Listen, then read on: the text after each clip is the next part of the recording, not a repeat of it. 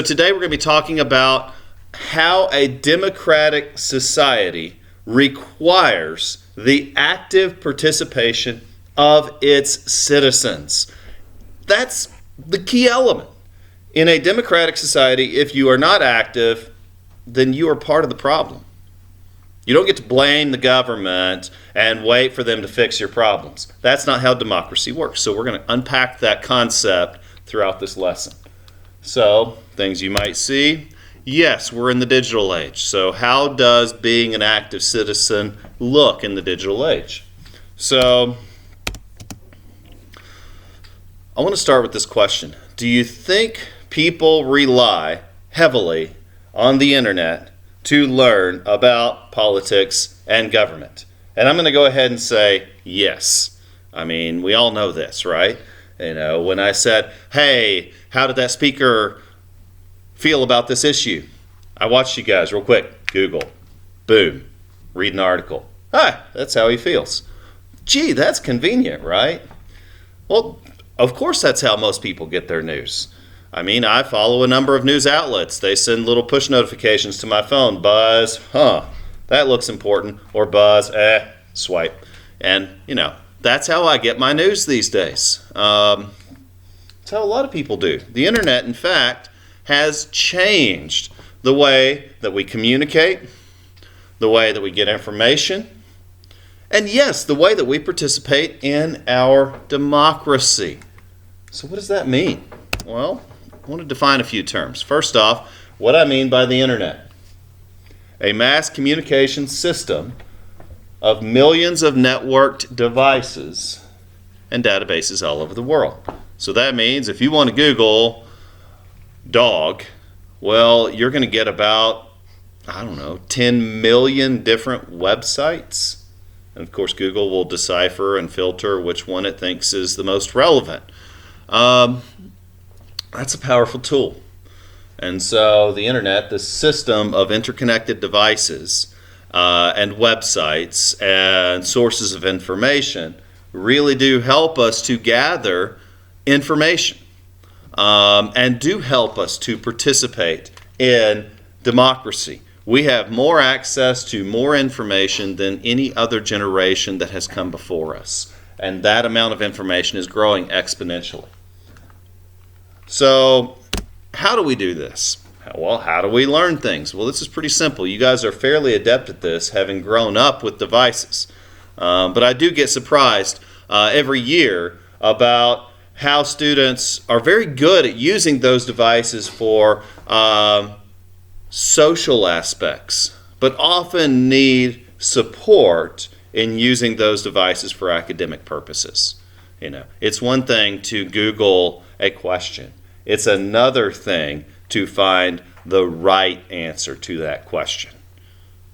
Does that make sense? I mean, I can ask Google, what should I feed my dog? And I'm going to get about 10 million different websites. Which one's right?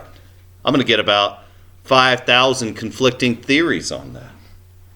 But which one's right? Which one's the best? Well, that's what takes a little bit of critical thinking. And so this process of gathering information, we can do this from a number of sources. Newspapers, magazines, of course, all of these publish online these days. They also keep archives. The New York Times keeps archives dating back to 1898. Yes, you can read the original articles about the Spanish-American War on the New York Times database. Pretty cool.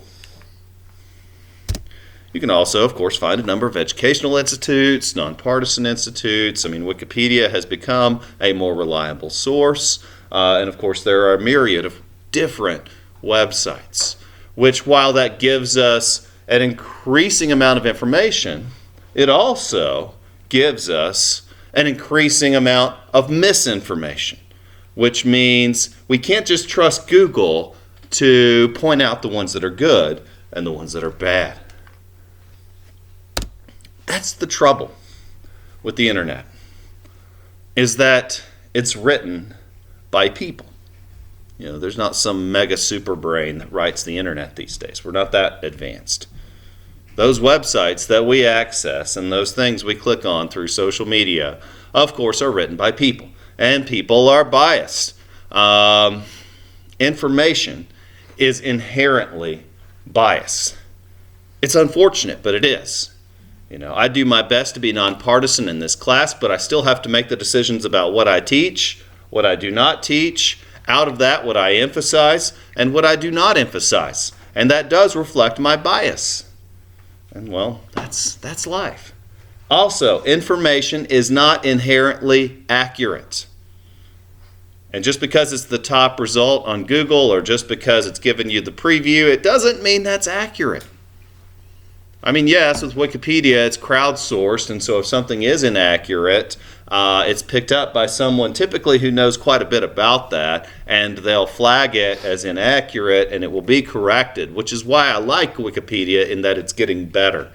You still can't trust it blindly because, well, you can still create an account, and you can still push misinformation on Wikipedia, and it's a matter of someone else to catch it. Just like the government, we can't rely on someone else to make our decisions for us. Yes, the government also runs websites. Whitehouse.gov, not .com. Whitehouse.gov is the executive department's main source of communication.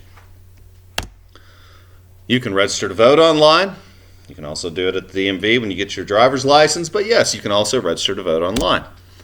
You can request an absentee ballot. We actually did this in 2018 for the midterm elections because we had a newborn. It's not that difficult of a process. They mail you the forms that you need to fill out. You vote at home. You put them back in the prepaid envelopes, and then you drop them in the mail, and poof, you voted. You can do all that online, but you still have to vote on paper, but they do all of the mailing and business for you. You can also learn how representatives vote on an issue. So when you go to vote, it is easier than ever now to Google a person to see how did they vote on an issue that is important to you. Well, I would recommend you go to their website, and they will list how they voted on that issue. But of course, like anything we read online, it would be helpful to check multiple sources. And so, of course, there are nonpartisan databases that just keep up with who voted on what. And of course, in regards to the government, you can now request services online. Whether that be municipal in terms of wastewater, garbage pickup, etc., that can be done online.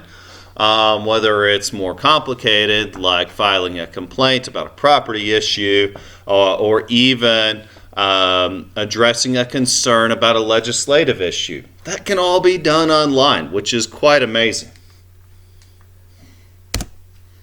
Speaking of addressing concerns, you can do this online in a number of different ways. You can find an interest group related to the cause that you want to support, and you can donate money to them financially, and they take that money and they hire people to get the thing that you want done. And, well, of course, we're going to write an essay later about how special interest groups can cause their own problems.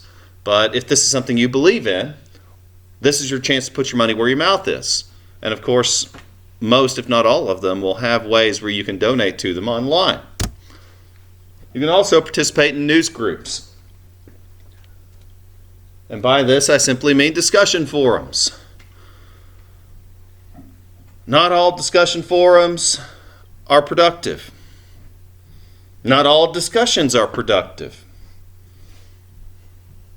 But nonetheless, this can be a helpful way to share and communicate and receive information. Because yes, some discussions can be productive, even on social media. Not always, but sometimes.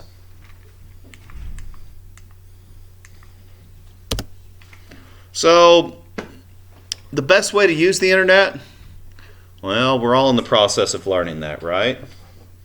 I've gone through the pitfalls of social media and following different things and now unfollowing them and trying to figure out, okay, what is the best use of this powerful tool? Because social media is really what you make of it.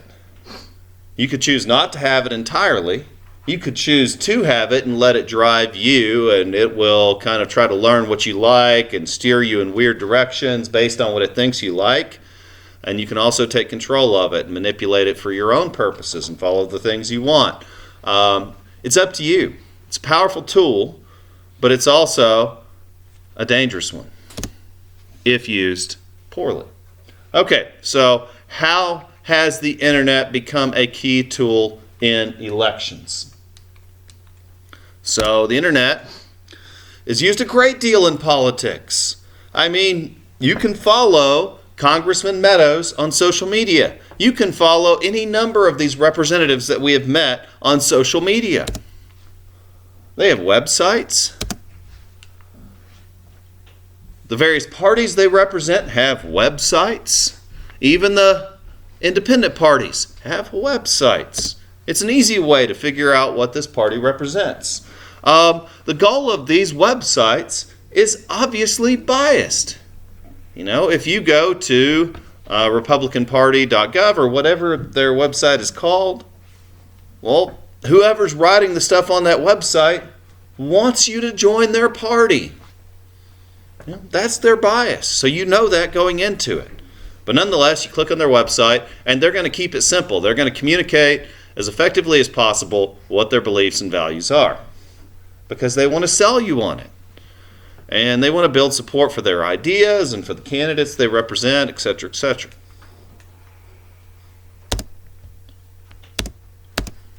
Now, political candidates also have websites. When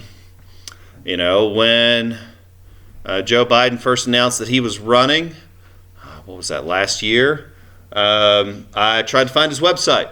I was pretty spoiled with the internet. I'm like, okay, this person said a thing, boom, they must already have it online. I was very surprised to find out that he did not yet have a very well-developed website. I had to dig through several pages of a Google search, and I was like, are you kidding? His own website is buried? That's interesting. In fact, the number one site that was popping up was one making fun of him, and I was like, wait a second, this feels like a fake website. Well, nonetheless, he's fixed that. It took quite a bit of money for him to fix that because these people are investing lots and lots and lots of money into their campaigns, which, yes, also means investing lots and lots of money into their websites. So political candidates have these. These sites are obviously biased. If you go to joebiden.com or if you go to donaldtrump.com or whatever their websites are called, I don't know, they're going to give their version of things. Why? Because they're written by people. They're written by people with their bias, and they certainly have an obvious intent to sell you on those ideas and those individuals. Well, you can also wind up, in different political perspectives depending on the things you're searching for.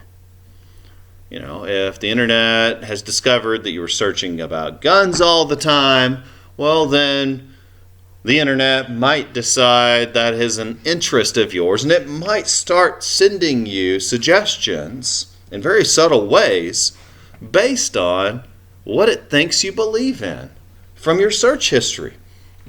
It's clever, right? And these political analysts, meaning anybody with a keyboard, publish blogs, and the more views they get as they become trending, those ideas become pushed to the forefront. This has become an increasingly powerful way to influence ideas. Bloggers, YouTubers can start with nothing but a laptop and can become famous and can become influential. The scary thing is the ideas they are publishing have no accountability. I mean, yes, there are libel laws, there are slander laws, sure. But how are you going to prosecute? Well, they can just take down their website and they can start a new one with a different name. Okay, well, you're going to sue them. Well, okay. Well, we know from civil suits that A, they are expensive, B, they are time-consuming. And how are you going to target all of these people? Because how many bloggers and how many YouTubers are there? And all they have to do is make these wild claims. And we know how gossip works. It doesn't have to be necessarily true to get attention. And, even this last election proved there's no such thing as bad press. So people can push misinformation as a means to gain influence. And they're rewarded for it with followers and views, etc. So, grassroots websites. You can start a website. Congratulations. Boom. Start your Gmail account. I use your own because I don't think the Google Sites is allowed for students at Henderson County, but you can start your own website. The easiest one, my favorite, is Google Sites. It's real easy. You start hitting the little plus button, start typing whatever you want. Start uploading whatever you want. And poof, you have a website. Congratulations! You are an independent website through a grassroots political think tank. You are a journalist. Wow, right? Kind of cool. Also very dangerous. Meaning, these sites can be sources of misinformation. You can put whatever links you want. And sometimes people put links to extremist groups. Part of the war on terror has been trying to figure out, why are people becoming terrorists? How do you stop this at the source? And the folks dedicated to researching that are finding that often these folks are disturbed individuals, and they're finding connections within groups that are spreading extremist ideas. It's kind of like, oh, you're crazy? Me too! Yay, we're besties! And poof, that person has gone from a lonely, disturbed individual to a connected extremist. And that's kind of scary, and all that happens online. It can also be hard to tell the difference between an official site and an unofficial site. Just like when I mistakenly went to Joe Biden whatever, and it took me a minute to realize that wasn't his actual website. It was a one making fun of him. And it took me a few minutes because I was just wanting to go on like, I don't really know much about Joe Biden. Let me see what this guy's all about. There's something wrong with this place. Okay, let me go find the actual Joe Biden website. Well, it's buried several pages down. I thought I was never going to find the thing until I read an article about how that was a problem and how they were seeking to fix it. So sometimes it can be hard to figure out what is true and what is not. And that's odd, isn't it? Because don't we live in the age of information? Well, yes, but we also live in the age of misinformation. So we have to be very careful. So in closing, the fact that we are all now journalists is both an amazing privilege, but also a scary responsibility. And when it comes to making political decisions in a democracy, we have to be more careful than ever about the types of information that we expose ourselves to. All right, so that's it for now.